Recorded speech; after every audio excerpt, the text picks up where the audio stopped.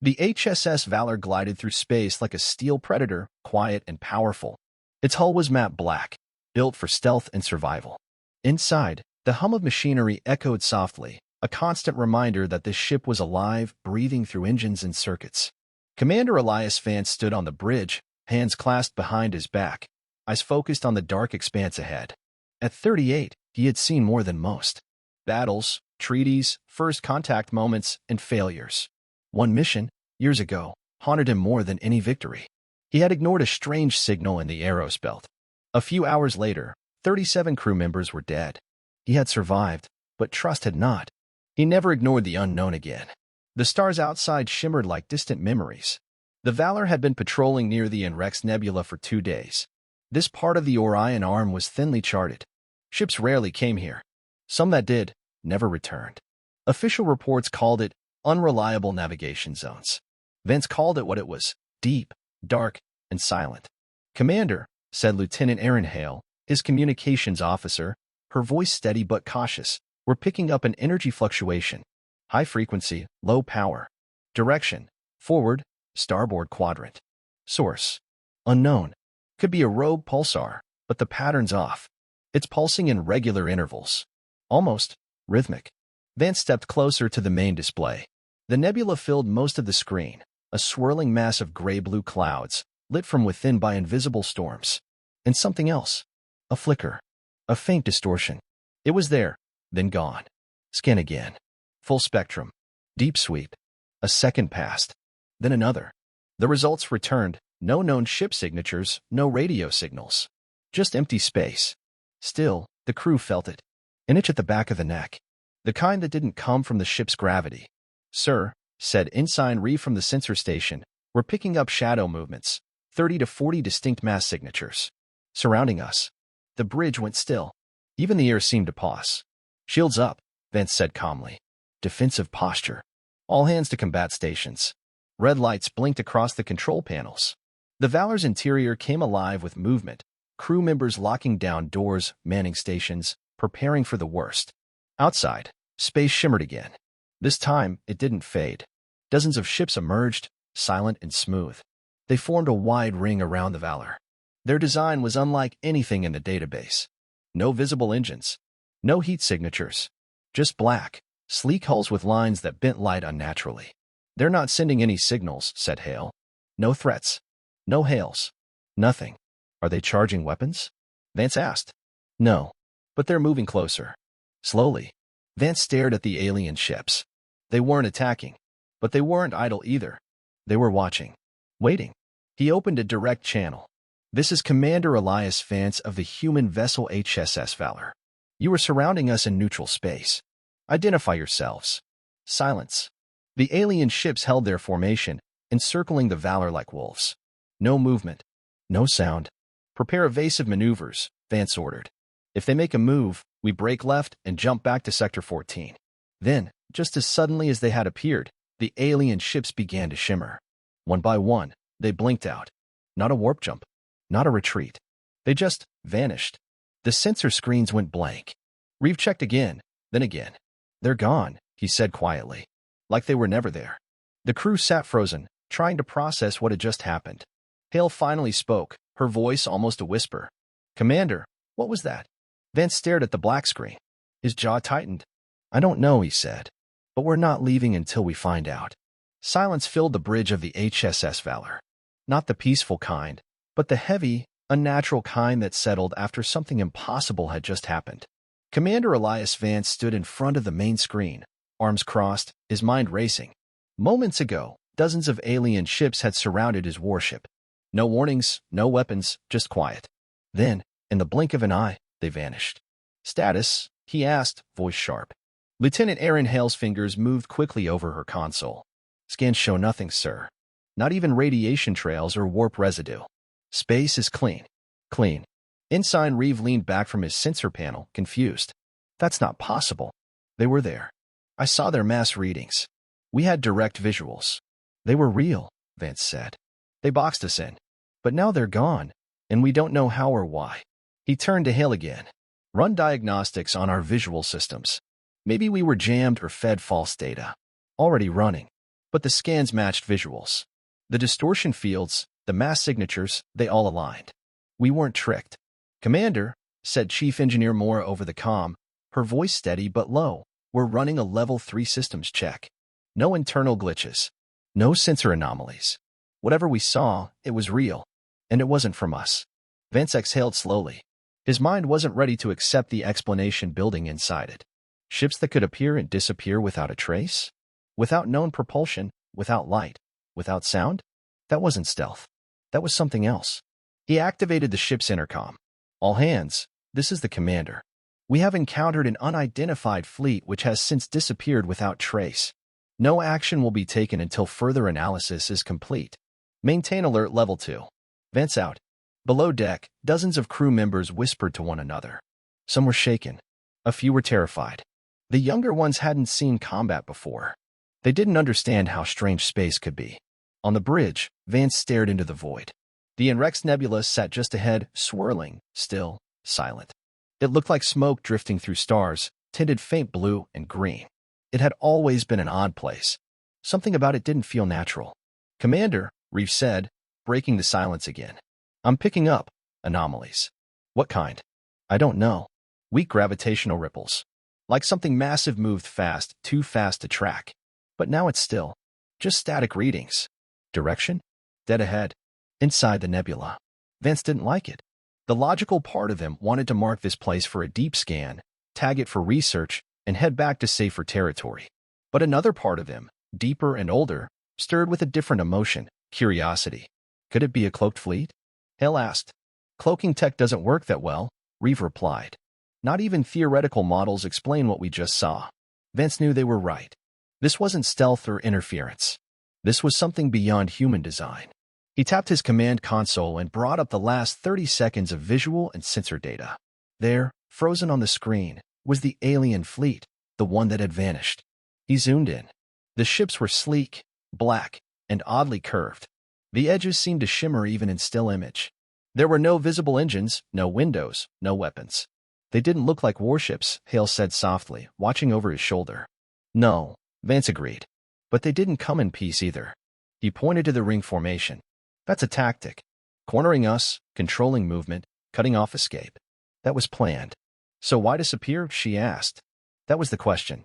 Vance turned away from the console and walked to the front of the bridge.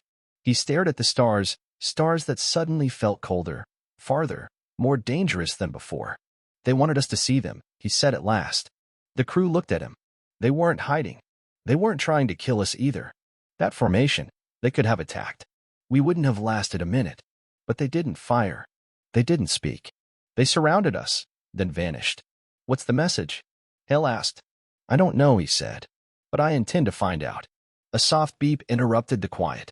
Reeve glanced at his screen. New reading. "Something's written on the asteroid we passed 2 hours ago. It wasn't there before." Vance's heart beat faster. "What kind of writing?" "I don't recognize the language. It's etched into the surface. Carved. But the surface is solid titanium rock. Nothing should be able to mark it like that. Get us a visual." A moment later, the screen showed a rotating asteroid. On one of its flattest surfaces, glowing faintly blue, were symbols. Not human. Not any known alien script. Lines, circles, and dots arranged with clear purpose. "Take us back," Vance said. "Commander," Hale asked. "We're going back to that asteroid. Whatever they wanted, it started there." He looked around at his crew. They didn't vanish. They're still watching. The HSS Valor slowly turned, adjusting its trajectory to return to the asteroid they had passed 2 hours earlier. The ship's engines hummed low and steady, cutting through the cold silence of space. Commander Elias Vance stood at the front of the bridge, eyes fixed on the screen. The asteroid rotated slowly, just as before. A gray, pitted rock the size of a city block, drifting on a quiet path along the edge of the Enrex Nebula. But this time, something was different. A section of its surface now glowed faint blue, strange symbols carved with surgical precision. Circles, straight lines, and geometric patterns arranged in a way that felt intentional. Almost mathematical. Almost alive. "Visual enhanced," said Ensign Reeve, zooming the feed. "This wasn't here during our first pass. I triple-checked the scan logs. It's new. Someone, or something, put it there after we passed," Vance said. "Commander," Lieutenant Hale added, We're detecting low-frequency sound waves coming from the asteroid. It's not natural. Almost like a pattern. A message, Vance said. He opened the comm to engineering. Mora, I want a remote drone prep for atmospheric and surface scan. Full spectrum. Send it in manually.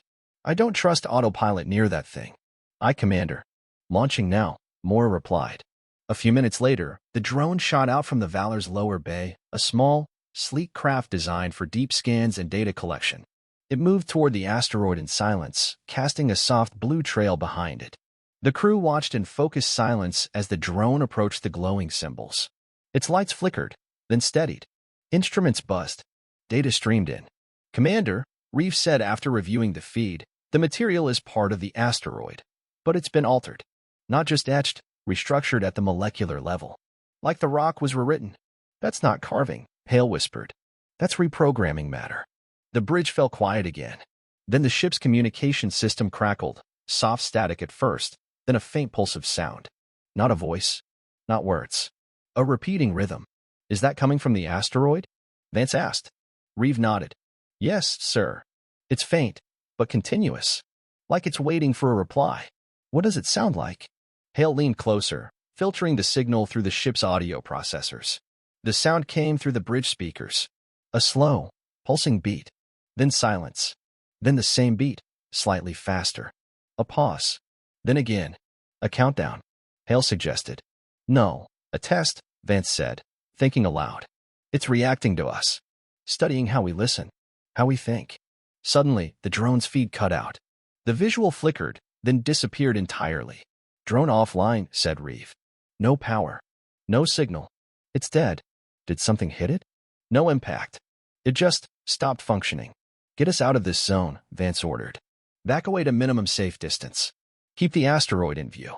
The Valor pulled back slowly, its engine shifting quietly to rear thrusters. The asteroid faded slightly in the distance but remained visible, its strange writing still glowing. Vance sat in the command chair, rubbing his jaw in thought. Commander, Hale said, turning toward him, what if this wasn't an attack or a threat? What if it's communication, just not in any form we understand? Could be, Vance answered. But we don't know who or what we're dealing with. He stood and walked to the briefing console. With a few taps, he brought up archived records of deep space signals. Nothing matched the current pattern. Nothing came close. We're not just dealing with a new species, he said. This is something older. Something far more advanced. They cornered us without a word. Then vanished. Now they've left a mark. He looked around the bridge. This isn't a first contact. It's the second step. The first already happened. We just didn't notice. Suddenly, the ship's AI interface flickered to life, unprompted. A low voice echoed from the speakers. It wasn't a language. It was a tone. Deep. Echoing. Impossible to place. Then the navigation console displayed new coordinates, flashing once before vanishing. The system reset itself immediately afterward. What was that? Hale asked, eyes wide. The AI wasn't engaged, Reeve said. It activated on its own. The entire bridge crew stared at the now empty console. The coordinates had lasted only a second, but Vance had seen them and memorized them. They want us to go somewhere, he said. Commander, Hale said carefully, you really think we should follow? No, Vance replied. I think we have to. Because if we don't... He turned back to the view of the nebula. They might come back. And next time, they might not disappear. The HSS Valor moved forward, slow and deliberate, toward the swirling cloud of the Enrex Nebula.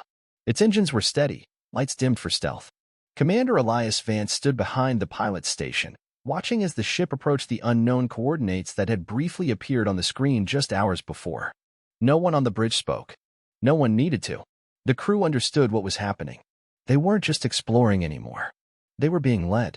Entering nebula boundary in 20 seconds, Ensign Reeve said quietly. The screen ahead filled with thick blue-gray clouds. Tiny sparks of lightning danced inside the mist. The stars beyond grew faint, hidden behind layers of charged particles. Engaging atmospheric shields, Lieutenant Hale said. Radiation levels within safety limits. Proceed at 1/4 speed, Vance ordered. Keep sensors wide. Full spectrum. The ship pushed into the cloud. The view outside vanished into mist. Lights bounced strangely off the particles. It felt like sailing into fog on an alien sea. Inside the ship, the temperature dropped slightly. The gravity fields wobbled once, just a flicker. Then steady again. Commander, Hale said, eyes locked on her screen. I'm picking up strange readings. Time drift, slight desync between internal and external clocks. Vance frowned. Defined slight.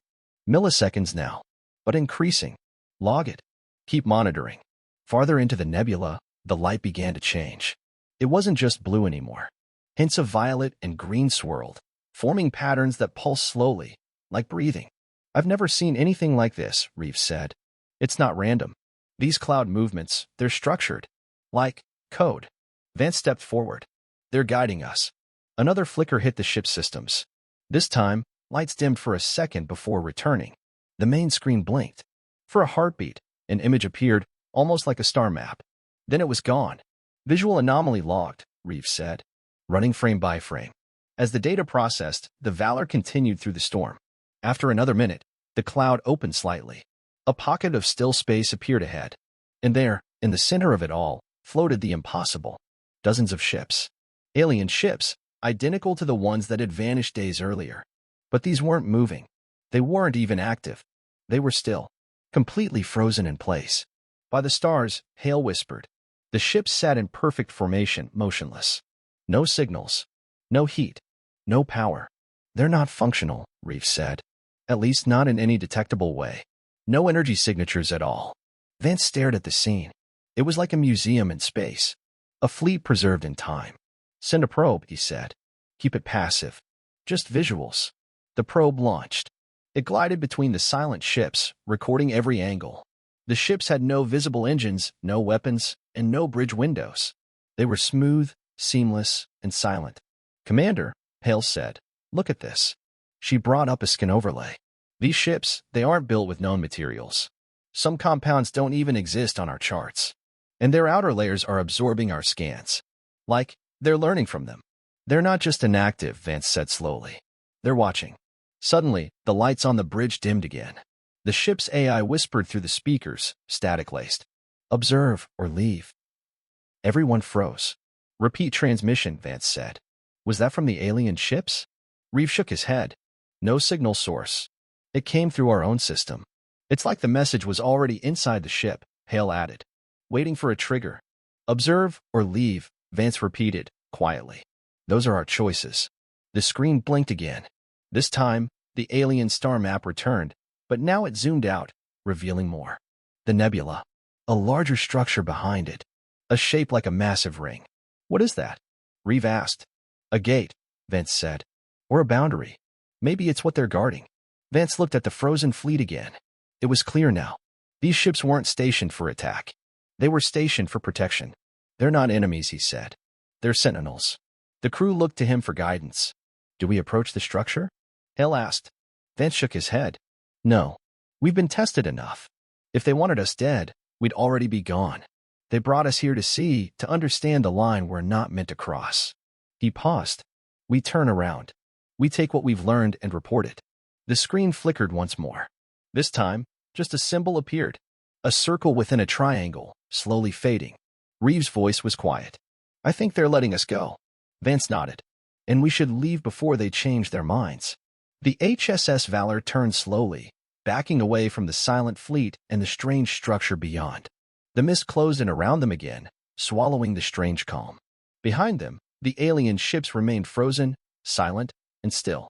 But now they knew the humans had seen and remembered. The HSS Valor drifted slowly back through the thick fog of the Enrex Nebula. The crew remained quiet, watching the mist swirl around them like smoke with a mind of its own. No one spoke, not because of fear, but because of wonder and the weight of what they had just seen. In the command chair, Commander Elias Vance sat with a deep frown on his face, eyes locked on the dark screen ahead. Behind his sharp gaze, thoughts moved quickly. He had just stared into a graveyard of motionless alien ships, if it even was a graveyard. Were they alive? Sleeping? Watching? The message was clear. Observe or leave. And Vance had chosen to leave. But now came the harder part, understanding what it all meant. Time drift has stabilized, said Lieutenant Hale, scanning her console. Now that we're leaving the inner nebula, clocks are syncing again. Good, Vance replied. Run a deep log of everything we saw. Every glitch, every signal, every visual anomaly. Aye, sir. Chief Engineer Mora appeared on the comm screen. Commander, all systems are holding.